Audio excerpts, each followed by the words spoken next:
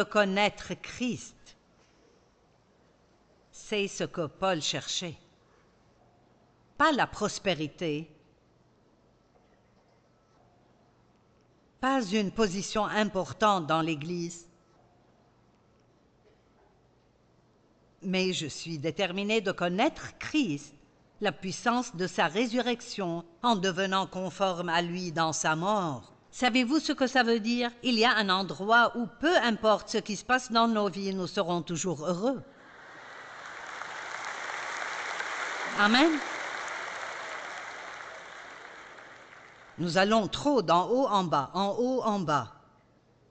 Vous êtes déprimé si votre lave-vaisselle ne fonctionne pas. Allez.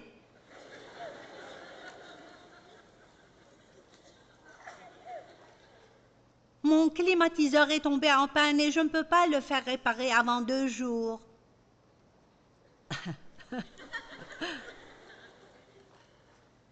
Eh bien, chérie, tu survivras. Nous allons aborder quelque chose ici. J'espère qu'ils me donneront plus de temps aujourd'hui.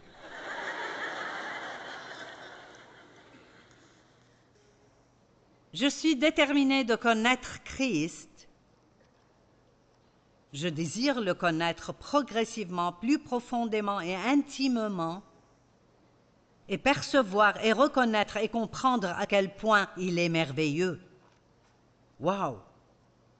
Je veux plus fortement et plus clairement, de la même façon, connaître la puissance de sa résurrection. Et voici la partie que vous n'aimerez pas. Et la communion à ses souffrances. Oh! En devenant conforme à lui dans sa mort.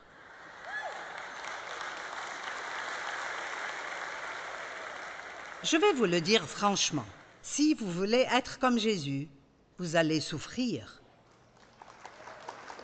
Et je ne parle pas d'accidents de voiture et de cancer, je parle de la souffrance dans la chair. Vous allez devoir faire des choses que vous ne voulez pas faire. Maintenant, rappelez-vous de ceci. Vous n'avez pas besoin d'avoir envie de faire ce qui est bien pour le faire.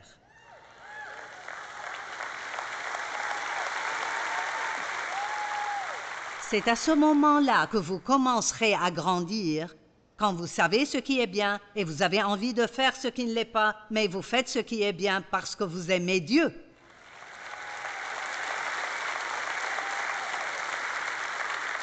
Mon Dieu! Wow! Je n'ai pas envie de te pardonner, mais je le ferai pour Jésus. Je n'ai pas envie de t'aimer, mais je le ferai parce que Dieu m'a dit d'aimer mes ennemis. Je n'ai pas envie de t'aider, tu n'as jamais rien fait pour moi, mais je le ferai. Parce